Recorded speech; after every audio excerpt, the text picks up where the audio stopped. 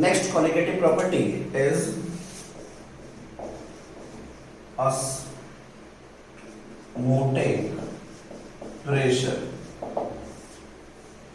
Osmotic pressure पढ़ने से पहले हम एक टॉपिक पढ़ेंगे, दैट इज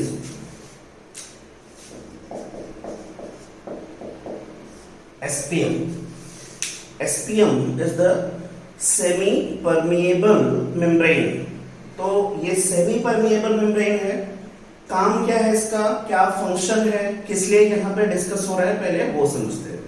जिसे आपने पहले सेमी वर्ड्स आपको समझना है. सेमी मीन्स हाफ हो गया.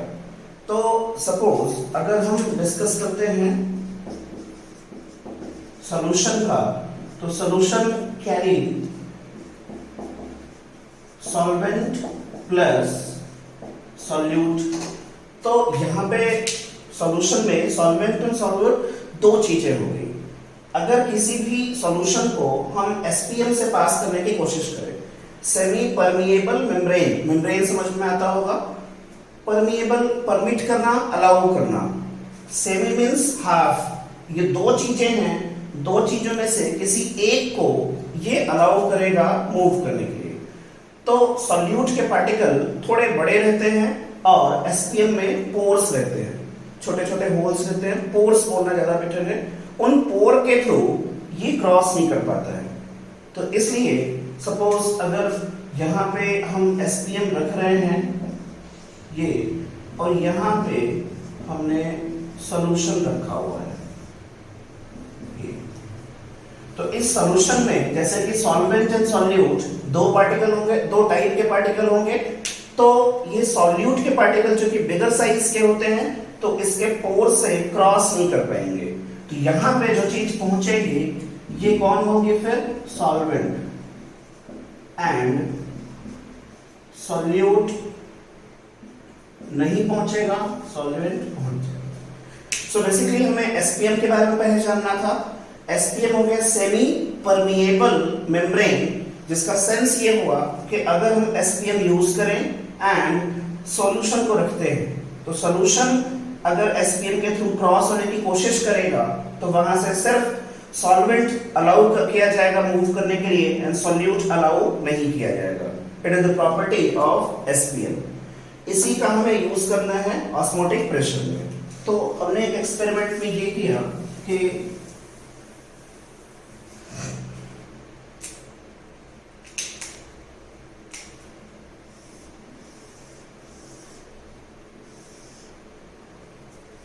ये एक SPM ले लिया,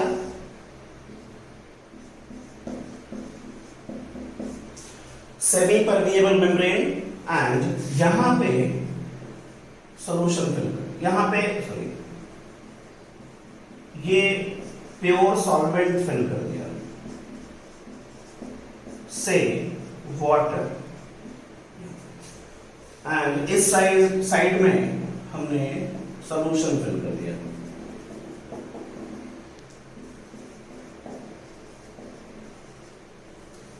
ये हो गया. अभी दोनों में डिफरेंस क्या है वो देखते हैं. यहाँ पे प्योर सॉल्वेंट है, वाटर है, तो पूरा का पूरा वाटर मॉलिक्यूल इस SPM के थ्रू अक्रॉस मूवमेंट शो कर सकता है. अक्रॉस मूवमेंट मींस यहां से यहां जा सकता है. ये हो गया. अभी यहां देखेंगे तो सॉल्यूशन में it carry solvent plus solute. यहां पे दोनों चीजें हैं. अभी इधर से इधर जो मूवमेंट होगा वो किसका होगा, सिर्फ सॉल्वेंट का होगा. अगर हम वैल्यू वाइज देखें, अमाउंट वाइज देखें, तो ये साइड पूरा का पूरा सॉल्वेंट से फिल्ड है. यानी यहां पे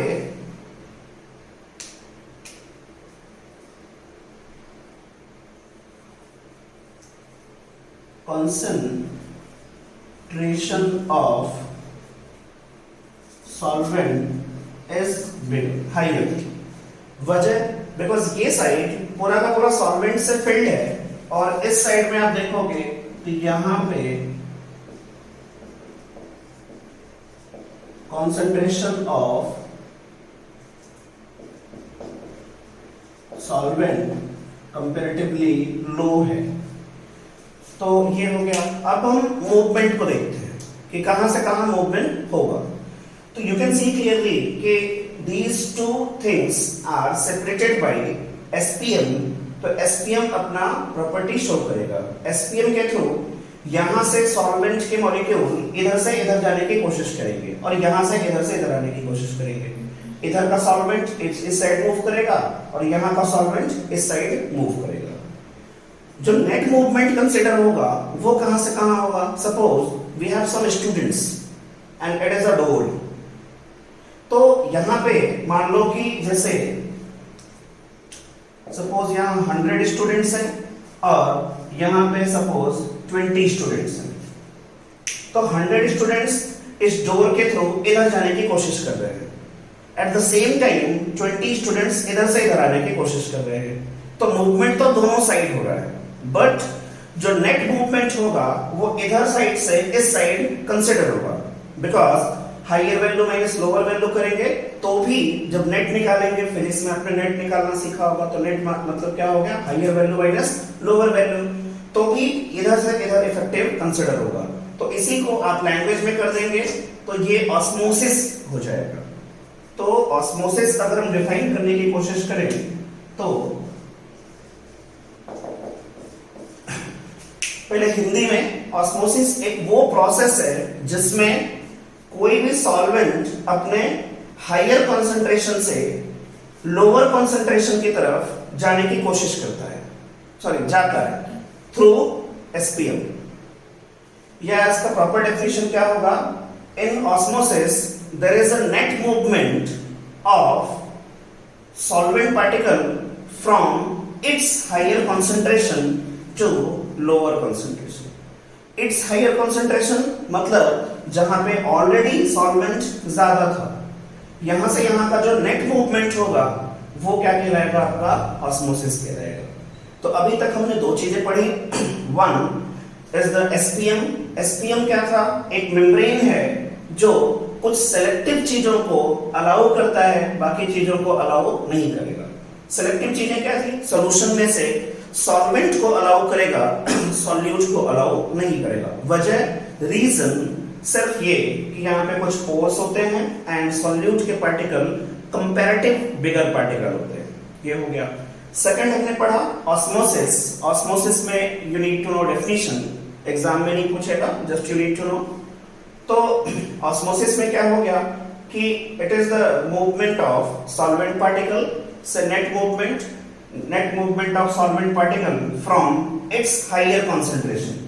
इट्स हायर कंसंट्रेशन मतलब यहाँ जहां पे ये ऑलरेडी ज्यादा अमाउंट में था, वहां से ऐसी जगह पहुंच रहा है जहां पे ये कम अमाउंट में था। ये हो गया। अब ये दोनों चीजों के बाद तब हम आते हैं कहां पे, ऑस्मोटिक प्रेशर पे। तो ऑस्मोटिक प्रेशर अगर हमें डिफाइन करना है तो अभी आपने देखा कि ऑस्मोसिस के प्रोसेस में यहां से यहां मूवमेंट स्टार्ट हो गया, हमें इसी मूवमेंट को रोकना है। हमने क्या किया, एक लिक्विड कॉलम लिया, यहां पे सपोज ये लिक्विड कॉलम मतलब एक सिंपल कॉलम लिया और उसमें लिक्विड फिल कर दिया। So it is nothing but the liquid column. Physics में आपने पढ़ा होगा, कोई भी लिक्विड अगर है तो वो फॉर्मूला एक्सर्ट करेगा H⍴G।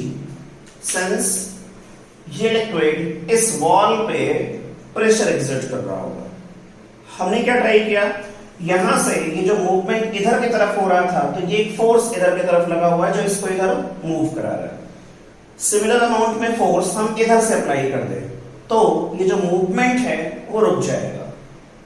आई रिपीट, जब ऑस्मोसिस हो रहा था तो ऑस्मोसिस की प्रोसेस में यहां से सॉल्वेंट यहां की तरफ मूव कर रहे थे। ये हो गया from solvent side to solution side. I repeat, from solvent side to solution side ये मूवमेंट हो रहा था। इसी मूवमेंट को रोकने के लिए हमने बाहर से प्रेशर लगा दिया, एक्सटर्नल प्रेशर। तो वो एक्सटर्नल प्रेशर जो ऑस्मोसिस की प्रोसेस को रोक दे, कैसे रोक रहा है, यहां से प्रोसेस हो रही थी, उतनी ही वैल्यू आप इधर अप्लाई कर दो किसी चीज को रोकना है, फिजिक्स में आपने पढ़ा होगा कि सपोज एक ऑब्जेक्ट आ रहा है जिसमें एनर्जी 10 है, तो अगर ये ऑब्जेक्ट ऐसे आ रहा है, इसमें 10 की एनर्जी है, आपको इसको रोकना है तो इधर से भी 10 लगा दो। कैसे? अगर इधर से 10 का ऑब्जेक्ट आ रहा है, एनर्जी 10 है, और इधर से मान लो हमने 10 से कम लगाया, लेट 8, यहाँ पे 8 अगर लगा तो ये 10 वाला इसको पुश कर देगा, रुका नहीं। अगर ये 10 से आ रहा है, इधर हमने 10 से ज्यादा लगा दिया, लेट 12, ऐसे 12 लगाया तो ये डोमिनेट कर जाएगा, इसको इधर मूव करा देगा।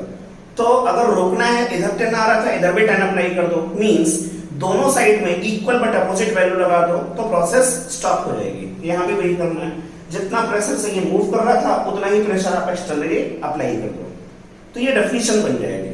Applied external pressure from in solution side to stop the process of osmosis. Hindi में पहले ऑस्मोसिस हो रही थी, ऑस्मोसिस को रोकने के लिए सॉल्यूशन साइड से एक्सटर्नल प्रेशर लगाया, that is what osmotic pressure. जितना प्रेशर लगाने से ये प्रोसेस रुक जाए, तो applied external pressure in solution side to stop the process of osmosis is known as osmotic pressure. It is denoted by pi. अब इसको अगर हम फॉर्मूला बनाने की कोशिश करें तो आपने एक फॉर्मूला पढ़ा होगा, PV is equal to nRT। अब यहाँ पे जो हमारा प्रेशर है, it is nothing but the osmotic pressure, replace कर दीजिए, तो पाई V is equal to nRT, तो पाई is equal to N by VRT, pi is equal to CRT। ये एक रिलेशन मिला। पाई क्या हो गया? Osmotic pressure, C concentration, R gas या सॉल्यूशन कांस्टेंट, ये आपको गिवन रहेगा, या वैसे भी आपको याद होगा, it is 0.0821। T temperature, N Kelvin, be sure because it is capital T। तो ये हो गया आपका formula, pi is equal to CRT। अब इसको थोड़ा मैनिपुलेट कर लेते हैं। मैनिपुलेट करोगे आप तो ये मिल जाएगा,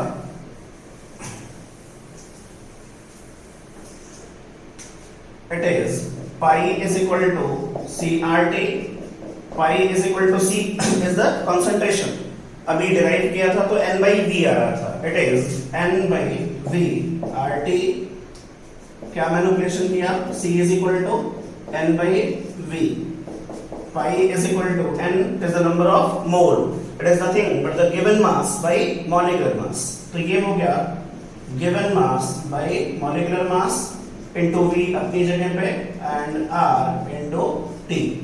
क्या मैनिपुलेट किया? mole is equal to given mass by molar mass, so we got a relation। ये इसमें pi क्या हो गया? ऑस्मोटिक प्रेशर, W क्या हो गया? Usually mass of solute, be sure it must be in gram. R gas या solution constant, T temperature, N Kelvin, be sure, M molar mass of solute, be sure because ये दोनों एक साथ थे, ये solute का मास है और ये solute का मोलार मास है। V volume of solution, be sure it must be in liter। तो ये था आपका ऑस्मोटिक प्रेशर। ओके